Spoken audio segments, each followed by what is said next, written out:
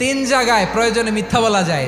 এক নাম্বার, আপনার ওয়াইফকে খুশি করার জন্য, সে একটু এরকম না বলে একটু কৌশল করে বললে খুশি হবে, ওটা বলা যায়। দুই নাম্বার, জীবন মরণের ব্যাপার, জান বাঁচানোর জন্য একটু কৌশল করে ঘুরিয়ে বললেন, এটা জায়েজ। তিন নাম্বার, দুইজন ঝগড়া লাগছে তাদেরকে মিলিয়ে দেওয়ার জন্য কৌশল করে একটু মিথ্যা বলা, ঘুরিয়ে বলা যায়। দুইজনের মধ্যে দেখলেন যে সম্পর্ক খারাপ, একজনরে বললেন, ভাই সে তো ওই দিন আপনার ব্যাপারে অনেক প্রশংসা। কি আমার ব্যাপারে প্রশংসা? কি বললো? এই বললো আপনি নাকি এই করছেন ওই করছেন, অনেক প্রশংসা। লোকটার মন খুশি হয়ে যাবে তার ব্যাপারে, ঠিক কিনা?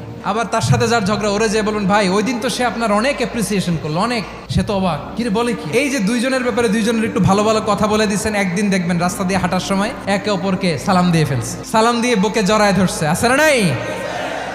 আবার মিলমিশ হয়ে গেছে। কিন্তু আমাদের স্বভাব হইলো, দুই প্রতিবেশী যদি একসাথে বসে একসাথে হাঁটে, দূর থেকে দেখলে আমাদের জলে, আছে না নাই?